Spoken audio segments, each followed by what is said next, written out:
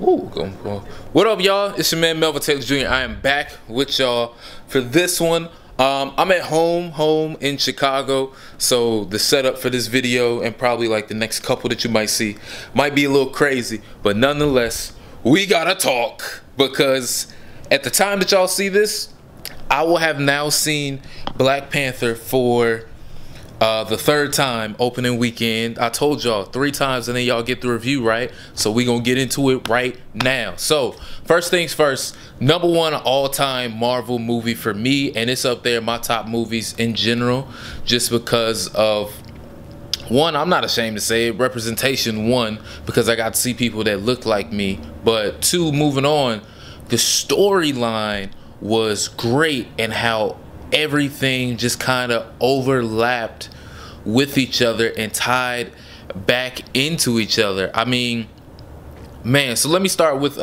me and some of my friends, we all like went, it was like 10 deep of us. I'm gonna try and put the picture up and whatnot. We was like deep going into the theater. It would have been some more of us, but the tickets were sold out. Otherwise we might have had the whole goddamn row. So the #1 reasons for why afterwards when I was arguing, I was like, man, this movie was great. #1, Michael B. Jordan as Killmonger. Best MCU villain I've ever seen. He might be one of the best villains in general I've ever seen, to be completely honest with you. And it's always something to where when people say, like, what makes a great villain is when you can make them relatable. And Michael B. Jordan's character in this movie was relatable in a couple of senses. And the first reason why he was relatable is because obviously everybody could see where he was coming from. You could see why he was mad. You could see why he felt the way that he felt and why he was so gung-ho about doing everything it is he wanted to do. Now, was he correct in going about it the way he did? No. I saw a tweet that was like, there was Killmonger. It said, I trained my entire life for this. I killed all these people just to get to you. And T'Challa was like, fam, I just found out about you yesterday, bro. Like, chill out.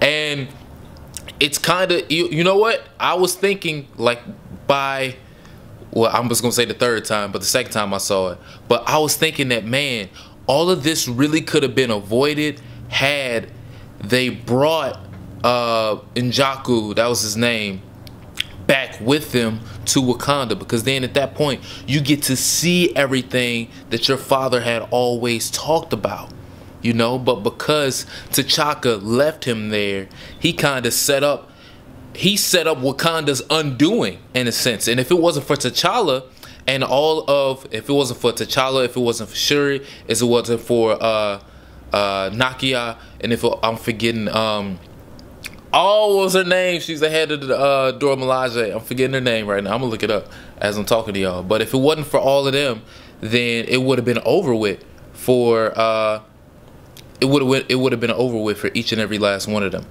For Wakanda in general. Two, another reason why was because the women, absolutely, the women in Wakanda saved the day. Now, I did see something where people were like, I'm confused as to how the Dora Milaje could then turn on Killmonger and say during the big fight scene towards the end, oh my goodness, you're not fit to be king, we gotta fight you now. I guess people missed the line where when my man from Get Out, Daniel Kaluuya, who I was so mad at him, even though I seen it coming once he said, with you, I thought it would be different, but now it's more the same. We all seen the betrayal coming. I guess people missed that line where she said to him, hey, T'Challa isn't dead, the challenge isn't over yet. But because Killmonger had brought the man who killed his parents, Claw, back, we already knew it was a wrap at that point and that the fight was going to happen. So I thought that was cool, that it was like, okay, now, because early in the movie, she told Nakia, I'm loyal to the throne. I can't just go and help out T'Challa because that's what I might basically morally want to do. I have to be loyal to what I have to be loyal to what it is that Wakanda needs from me. I thought that was crazy in itself. I thought that how the Border Tribe then turned on T'Challa was crazy. But earlier in the movie, when he was feeding the rhino, remember that he told T'Challa, man, listen, if you want me to go out into the world and clean up the world, I'm ready to do that for you. So at that moment, they also seeded in, hey, we know who he is now. We know that he wants, he's somebody that sees the old and traditional ways, but wants to go and do more. Who else? Nakia, Lupita Nyong'o, absolutely killed it. Absolutely killed it. For a minute, I was really like, man, I want her to take the heart-shaped herb, but she was so steeped in tradition that she didn't want to do it, which is going to get to M'Baku when I talk about him in a second. But Nakia killed it. I hope that they do not bring Storm, because I do not want to see Storm replace Lupita Nyong'o, no matter who it is that they get. Shuri, absolutely amazing. I pray that Shuri can become Ironheart one day, or at least we get scenes of her and Tony Stark bantering back and forth, and her being like, no, you have so much to learn. I have so much to teach you. Oh, that was amazing. What else? Angela Davis killed it. I was kind of sad when Forrest Whitaker's character died, but I knew as soon as he stepped in, like when you saw he had that moment where he looked at Michael B and just kind of like, you could see the, I want to say sin, but that's not correct. You could see the guilt within him say, oh my goodness, like this is a problem that we created now, and we've messed up Wakanda because of all of this. And when he died, I was like, damn, that kind of sucks. Damn, yeah, damn, that kind of sucks, but it is what it is. Getting back to M'Baku, I liked how when they brought him, first of all, his character was written perfectly. That vegetarian joke, timeless. I loved it how, remember early in the movie when he said, you gave our technological advancement to a child who's running it. Now, you can tell from there that he was also steeped in tradition. And when he told T'Challa, you're the first king to come up here, and I don't know how long, also steeped in tradition. Now, if he was not so steeped in tradition, he would have eaten a heart-shaped herb. Easy. Easy. But he didn't do it, again, because he respects everything that was before him. Now, it made it interesting because I wonder if at some point he's going to end up turning into a villain of some sense. But I don't know. I think that because T'Challa is somebody that wants to bring everybody together and wants to blend the old with the new in an innovative way, that M'Baku might now be that border patrol person to say, hey man, listen, this is what we doing. And well, not necessarily say, hey man, this is what we doing, but more so to kind of be like that right hand man for him that that Daniel Kaluuya's character was to a certain point. Other points in the movie that I thought were awesome. I thought I was so shocked when they killed Claw. Like when Michael B. Jordan killed Claw, I was like, yo, first, no. Let me take that back. When he first killed that lady in the museum, I was like, oh, this Negro ruthless. Okay, you don't care. All right, you don't care about anybody that's really like white in a sense. You like, y'all stole everything, blah blah blah. Okay, bro, you just a hotep that went a little too far. But all right, cool. I kind of get where this character is going in a sense. Bam. When they broke out Claw, and then he shot the pilot, and Claw was like, take another step, I'll kill her. And she was like, I'm sorry. And he was like, don't worry about it. Boom, shot her dead. I was like, yo, this ruthless, bro. No. He don't care about nobody. Because if you just shot your girl like that, bruh, you don't care about a goddamn person in this world. So we got that out the way. And then when he killed Claw, I was like, all right, he probably shot him. And Claw like might be like, I was gonna say stunned, but Claw might be I don't know, he might be unconscious or in a coma or something. He ain't just straight up killed Claw. When they gave the body bag to the border tribe people and Daniel Kaluuya saw that it was Claw, I was like, yeah, this is a whole nother level. Like, Michael B is not playing at all. Like, N'Jaku is not playing, bro. Like, he really wants to show people, I don't care who I have to kill to get my points across. That's what I'm doing. And that's what, like, that resonated with me to an extent to say, all right, I understand by any means necessary. You were like, I don't care who I have to knock over to show my point. That's what I'm going to do. But when you could see that he was taking like the joy in doing it, like when he killed Shuri, Forrest Whitaker's character, when he killed those three characters, when he picked up the lady in the heart-shaped herb temple spot and was like, am I not your king? When I tell you to do something, do it. Burn it all. The joy, you could see it in his face to be like, I don't care if I gotta kill you too. When he was about to kill Shuri, I was like, yo, this is a product of somebody who's like, he's going way too far. And what really got me, and how I really knew that he had gone too far and that there was no hope of him coming back, is the moment when he said, when him and his father was sitting down, he was like, everybody dies. That's just life around here. And when you could see that his father was really trying to show him, man, listen, I messed up and went about it the wrong way, but you can be different in a sense. That's not exactly what his father said, but in my opinion, that's where the character was trying to take it, to show him, listen, yes, you finally are here, but there's a way about going about this now that you can do. He wasn't trying to hear none of that. He was like, no, I'm here now. I'm here, and the same way that I got here is the same way that I'm going to run it. And when his father started to cry, I was like, oh, shit. Oh, his dad knows now that he really, like, created a monster in a sense. And it's not even, and that's what kills it, is because, like, he didn't create the monster, because I'm sure to an extent he would have reined him in, but because he was no longer there, he couldn't do it. And because this was the only way he was able to reach him, he could feel the hurt, pain, and anger inside to say that, fuck, I can't do anything to help my son at this point.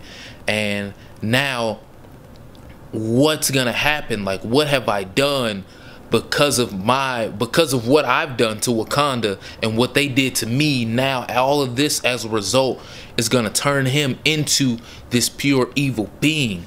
Man, what else, man? There was just so much awesome stuff that happened. Oh my god, can we talk about how the last fight scene was on an underground railroad? Yo, bruh, I was blown away. Absolutely blown. When it hit, I'm still getting goosebumps right now. Like, you can see the hair. You can't really see it. Can I focus it on? Can you see it? You might be able to. Look, the hair on my arm is raising just thinking about it. I'm like, yo, the fact that the last fight scene had to be on an underground railroad. Oh my god. I can't even, y'all. Like, it. Oh my goodness. There was just, yo, shout out to, man, Ryan Coogler. Thank you, brother. Thank you so much for all of this, because this is literally like, oh, this was so amazing. What are some other points that I want to get to that I really want to talk about? Again, shout out to all the women that are within Wakanda, and just women in general, because without women, specifically without black women, it would have been over with for the world. It really would have been, because god damn, this movie was so goddamn good. All right, so moving on. You can see that Wakanda, T'Challa, Shuri, Wakanda in general is going to be the Tony Stark of the next phase, or phases, quote unquote, because in the Avengers trailer, when Iron Man was taking off his glasses, the same way the Black Panther suit came on, the same way the Tony Stark suit came on. So we already know that Wakanda coming out and saying we have this technology has begun to affect the world. Now, where and the Soul Stone, I believe, is in Wakanda, because that's the only way that you can really be able to talk to the ancestors. Because, like, whoop-de-whoop, you can tell me all you want, oh, this is just tradition and how it's always been, but it's always been that because of the technology that you guys have and the different powers that may be as a result of those stones being there. Without those stones, y'all not able to talk to the ancestors like that. We already know that. And anybody that questions that, sorry, bro, you need to you need to step up your game. But man, what I'm like, Oh man, I really like this movie. Inspired the hell out of me, man. Like, it really did, because now I just want to go and create things that are personal, but also can be so global and so and just so amazing at the same time, man. Like, one thing that I hope that this movie does is open up the dialogue between Africans and African Americans. Just because it's kind of always been like that unspoken thing, to be like, where some African Americans, we wish that we could reach back and go back to our roots to say, hey man, this is where we came from, this is where our people came from. But as a result of history, we can't do that. And the African people, in a sense, have always been able to do that. And I hope that this opens it up to a point to where we can have that common understanding of being like, you know what, let's kind of figure this thing out and get rid of some of the animosity that is there between both groups, and really open it up. And I'm excited because I think that this is gonna be one of those groundbreaking things that will help us be able to do that. And I already know that I'm going to, like, 2019, I'm in Africa, bro. I'm going to do it. I'm 100% putting it out there in the universe. 2019, I will be traveling to Africa, so that way I can see it. Because the same way that at the end of the movie, when Michael B got to see the sunset in Wakanda, I've always heard, or I always have dreamed that the sunset in Africa was like the most beautiful thing in the world. And I really do want to see that as soon as I possibly can. So 2019, I'm putting that out there. Forgive me if I'm jumping around a bit, man. I really didn't write anything down. I kind of just picked up my camera because I have been avoiding talking about this for a minute, because I wanted to make sure that I hit on everything. But I don't even, like, forget it, y'all. I just want to talk. I just want to talk to y'all. I want y'all to talk back to me. Please talk in the comments below. How do y'all feel about the movie? What do y'all think? I'm so excited. I'm gonna be honest with you, I'm probably gonna see it 4 times. I'm taking my 3rd time. By the time y'all see this, I will have seen it for a 3rd time.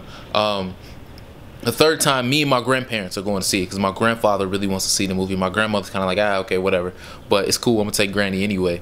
And he wants to see it. I'm excited to talk to him about it, because I want to learn more about their history, so that way this can open up a dialogue for me to be able to talk to them and learn other things about my family that I didn't even know about. Oh shit, the camera's dying. I'm gonna just blend this video with the next one I'm gonna make.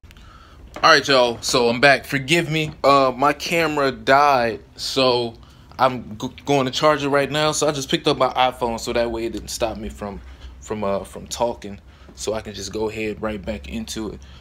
Yeah, man, I'm gonna take my grandparents to see it, because I hope that opens up dialogue between us, so then we can talk about our family history, you know, because there's so much that I've only learned through, like, bits and pieces of conversation, that where I was like, wait, hold on, what do you mean, blah blah blah blah blah, and then they tell me something and I'm like, I never knew that that was a thing, you know. So I'm excited about that.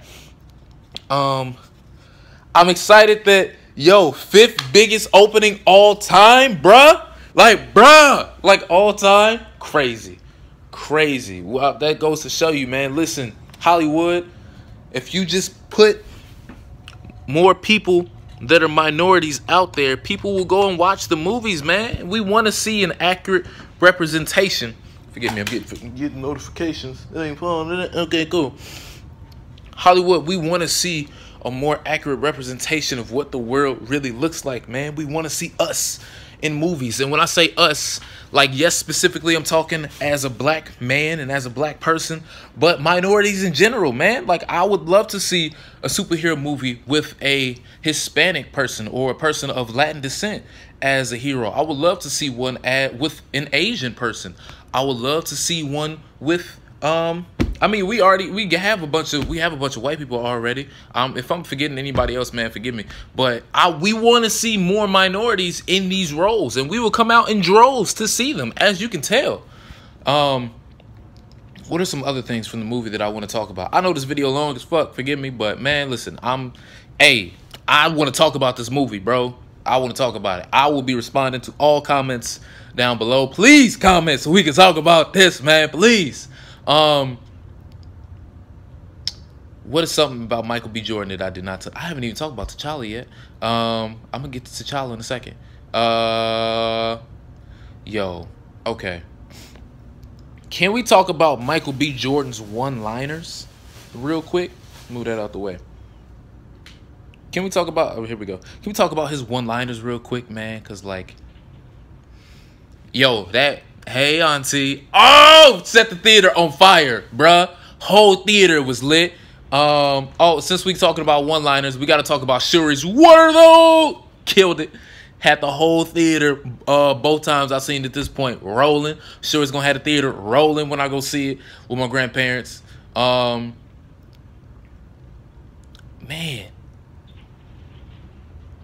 that ending part when Michael B said, "Bury me in the ocean with my ancestors, because even they knew that death was better than bondage." When I tell you, I felt that line on a spiritual level. Like, I got more goosebumps right now just repeating it. Aside from this dude being a megalomaniac, yo, he was a great villain. Like, I'm so upset that he had to die because I want to see him more. And because he just killed it. Like, I can't even... My God, man, he was written so well. And shout out to Michael B. Like, first of all, shout out to the writers for giving this type of material for Michael to be even to even be able to play with and to be able to portray. And then shout out to Michael for taking it a step further and saying, I want to create this menacing megalomaniac of a character that will resonate with you, that you will want to understand and will be frustrated with, but will understand. Oh, that was just so epic, man. And I mean, I guess I haven't talked about T'Challa at all, man. T'Challa was amazing. I loved how you got to see the duality of him say, man, I want to be like my father, but learning the mistakes of my father, I have to be better than him. I can't be just like him. I have to be better because, Father, if you done what you were supposed to do and not admitted the truth, we wouldn't have this issue. N'Jaku might have been a great warrior for Wakanda. You know? Yeah, his father may have been gone. However, you could explain to him, this is what your father did, and now you're going to be able to get everything that your father got and not see and go through the things it is that you went through. But with him going about life the way that he did and causing all these things to happen, now Wakanda's going to be able to have these outreach centers that are going to help out the world, which in the Marvel universe, I believe is great. Man, maybe one day you might get a Shuri meet Riri Williams, and Riri might come across Iron Man or something, and then we might get the Iron Heart or something like that, you know? Or we might get a Patriot, you know? Shout out to Isaiah Bradley, who was like the first Captain America. It's a lot of ways that this can go, man, and I'm excited for it, man. I'm truly excited for it. Shout out to God for putting us all in the time right now so that way we can see this. Hey, man, universe, are we putting it out there? Melvin Taylor Jr. in Black Panther 2. We putting it out there, man. I gotta be in it. Gotta be in the Marvel universe in some way, shape, or form, man. Either that or DC. Hey, hit your boy up. I'm here for the I'm here for Green Lantern if you need it. Cause clearly y'all see what happens when it's good, bro. So I don't know. Man, I feel like there's so much more that I'm missing. I should have wrote this shit down so I could talk about it all, man. But I feel like there's so much more that I could just talk about in droves, man. Even like how crazy is it that a place like Wakanda had to be kept in secret for it to survive this long because of how pillaged Africa, quote unquote, is, because it's like real world with Marvel in it, how pillaged it is at a point right now. But it's not even like that in all places, man. Like some of the stuff that I've seen is absolutely beautiful. And Oh, I could talk about this for forever, man, but there's only so long that I can make this video where y'all actually watch it. Man, please put all your comments down below. I'm responding to everything. I want to talk about everything. I love this movie. I don't want nothing for my birthday except some of the things I already asked for and a great copy of this movie with all the deleted scenes. Yo, if there's a 4-hour cut of this shit, I will watch it. Hands down. Please. Man, let me know anything and everything that y'all want to talk about with this. Let me know how y'all felt. If there was anything that I did miss, so that way we can talk about it down in the comments. What are some of the best moments of the film to you? What is it that you loved about the film? Just let me know all of it. All right, y'all? It's your man, Melvin Taylor Jr. Thank y'all so much. Remember, stay blessed, stay favored, always stay Taylor. I'll see y'all. Peace and love.